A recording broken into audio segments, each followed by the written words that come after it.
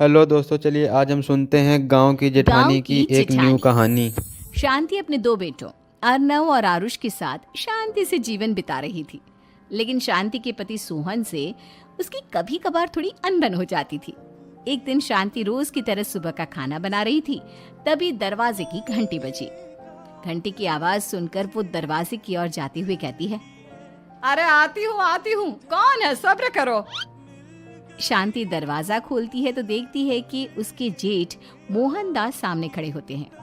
वो सक पकाकर अपना घूंघट करती है और पैर छूकर कहती है, आइए आइए जेठ जी। कैसी हो शांति? जी मैं तो बिल्कुल ठीक हूँ, सब आपकी मेहरबानी है भाई साहब। शांति और मोहनदास की बातें सुनकर शांति का पति सोहन और उसके दोनों बेटे बाहर आ जाते हैं। अरे भैया राम राम, कैसे हो आप? राम राम भाई। अरे शांति, ऐसे खड़ी खड़ी क्या देख रही हो? चाय कॉफी कुछ लेकर आओ, भैया आए हैं। शांति तेजी से रसोई की ओर आगे बढ़ती हुई कहती है, अरे मेरी माँ, गेट खोलने के चक्कर में मेरे तो चावल ही जल गए। वो दौड़ी दौड़ी रसोई में जाती है और देखती है कि सारे चावल जल गए हैं। वो दोबारा चावल बनाने में लग जाती है। इतने में सोहन आवाज लगाता है, अरे शांति, तुम्हारे चावल का रोना खत्म हो गया हो तो चाय ले आओ। जी लाती हूँ अभी। शांति जल्दी जल्दी चाय बनाती है और मोहनदास को चाय देती है। सब एक दूसरे की खैर खबर पूछते हुए चाय पीते हैं। चाय खत्म होती ही मोहनदास शांति की ओर देखते हुए मजाक में कहते हैं, शांति, अब तुम्हारी चाय में दम नहीं रहा, अब हमें चाय बनाने वाली बदलनी पड़ेगी। ये कैसे मुमकिन होगा जेठ जी? घर और बाहर का सारा काम मुझे ही करना पड़ता है और कभी कभी जल्दी जल्दी के चक्कर में काम बिगड़ जाते हैं, जैसे आज चावल जल गए। अरे इसी का तो हल लेकर आया हूँ। मैंने रिश्ता देखा है अर्नव और आरुष के लिए। दोनों लड़कियां बहुत सुंदर और सुशील हैं।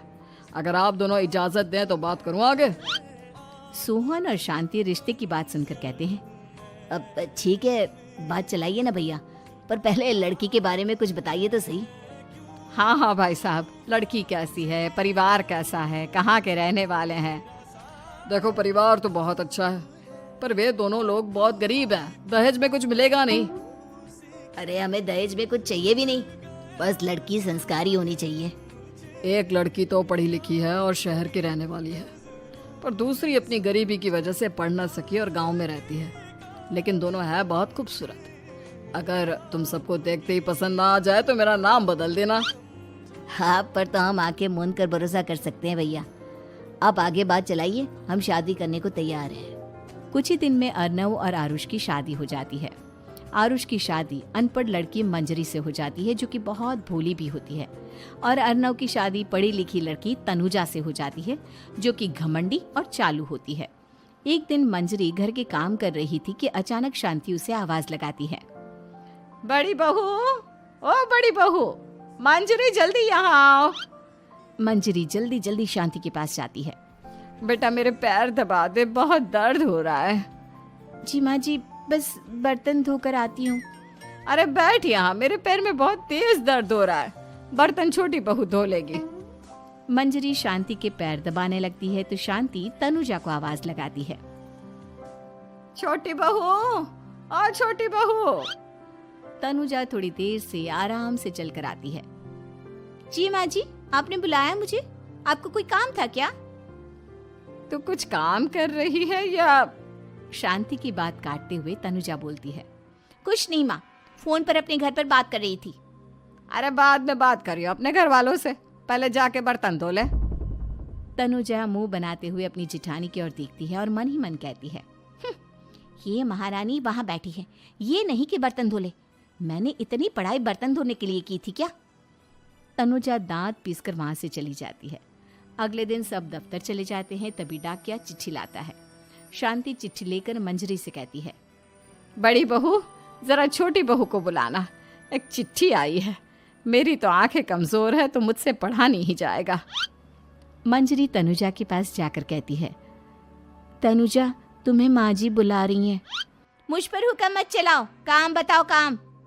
अरे मैंने तुम पर कहाँ हुक्म चलाया, और हुक्म चला भी दूंगी तो क्या हुआ? तुम तो मेरी छोटी बहन की तरह हो ना। तुम जैसी अनपढ़, जाहिल और गांव की गवार मेरी बहन नहीं हो सकती। बेचारी मंजरी तनुजा की बात सुनकर अपना सा मुंह लेकर रह गई। कोई चिट्ठी आई है, माँ जी तुमसे पढ़वाना चाहती है, बस इसलिए बुला रही हैं। मुंह टेढ़ा करके तनुजा मंजरी का मजाक बनाती हुए कहती है, अनपढ़ कहीं की। तनुजा का ऐसा बर्ताव देखकर बड़ी बहू बहुत दुखी होती है।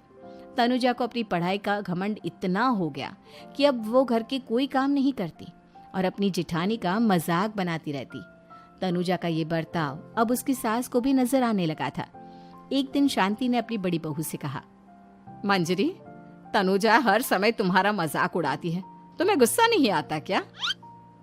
आता तो है माँ जी, लेकिन मैं क्या करूं? जब भी उसे कुछ बोलती हूँ वो और भी जली कटी बातें मुझे सुनाकर चली जाती है। मैं उसे अपनी छोटी बहन की तरह प्यार करती हूँ, लेकिन उसके दिल में मेरे लिए कोई इज्जत नहीं। बहू, तूने वो कहावत सुनी है, जुल्म करने वाले से ज्यादा जुल्म सहने वाला अपराधी होता है। मंजरी अपनी सास का इशारा समझ जाती है। वो अपनी देवरानी को सबक सिखाने की ठान लेती है और एक दिन शांति अपनी दोनों बहुओं के साथ बैठी थी तो शांति अपनी बड़ी बहू से पूछती है, अरे बहू, शाम होने को है, कुछ सोचा है क्या बनेगा खाने में? माँ जी, मेरे तो सर में बहुत दर्द है आज। मेरी प्यारी देवरानी ही कुछ अंग्रेजी खाना बनाकर खिलाएगी। सुना है पढ़े लिखे लोग अंग्रेजी खाना बहुत अच्छा बनाते हैं, क्यों तनुजा? इतना कहकर मंजरी अपनी सास की ओर देखकर मुस्कुरा दी। तनुजा अपनी तारीफ सुनकर बहुत खुश हो गई। इतने में शांति कहती है, ये तो सच बात है छोटी बहू, ये तो मैंने भी सुना है। हम भी पक गए हैं बड़ी बहू के हाथ का खाना खा खा कर। तनुजा, तुम्हारी माँ भी तो तुम्हारे खाने की बहुत तारीफ करती हैं। आज हमें भी खिला दो कुछ अच्छा सा बनाकर।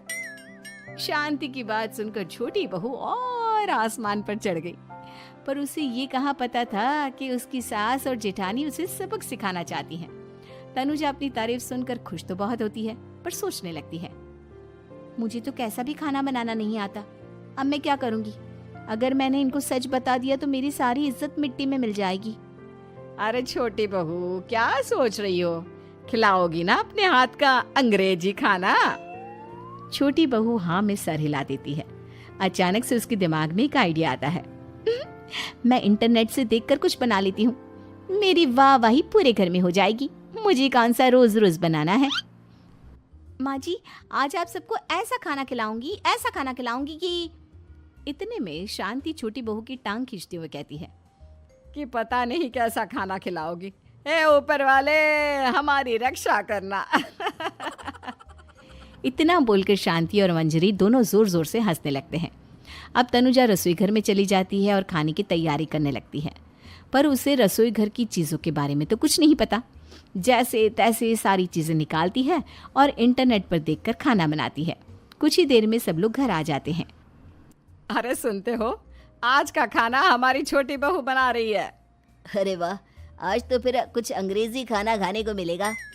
कुछ ही देर में खाना बन जाता है तो छोटी बहू सबका खाना लगा देती है। इतने में बड़ी बहू कहती है, क्या बात है देवरानी जी, आज तो बहुत अच्छी खुशबू आ रही है। ये बात तो सही कही बड़ी बहू तूने, खुशबू तो अच्छी है। ऐसी खुशबू तो मेरे खाने में भी नहीं आती।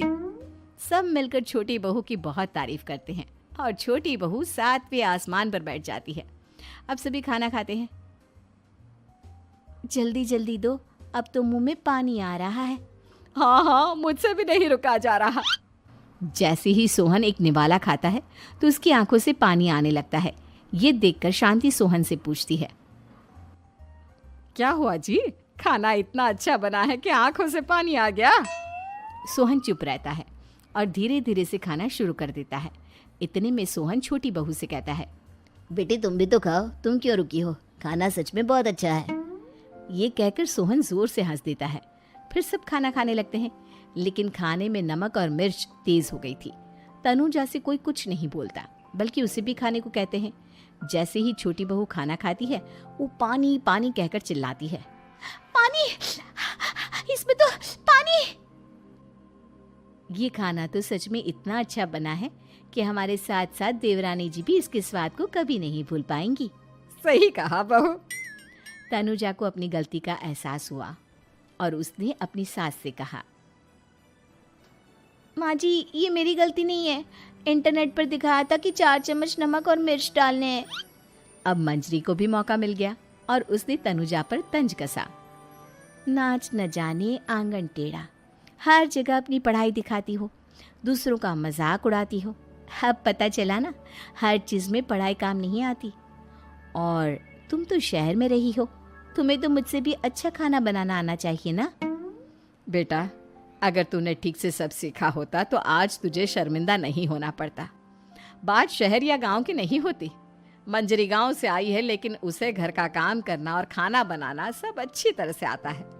तुम शहर में रही हो, तुमने ये सब क्यों नहीं सीखा? छोटी बहू सर नीचा कर सबसे माफ़ी मांगती है और बहुत शर्मिंदा होती है। दीदी मुझे माफ़ कर दो, मैंने आपको बहुत बुरा भला कहा, पर आपने मुझे हमेशा ही माफ़ किया। आज मुझे अपनी गलती का एहसास हो गया है। अब दोनों बहुएं मिलकर घर का काम करने लगी। अगर वीडियो और अच्छी एक लगी हो दूसरे तो को मेरे अपने गुण चैनल को बांटने लाइक लगी। एंड सब्सक्राइब करें। मंजरी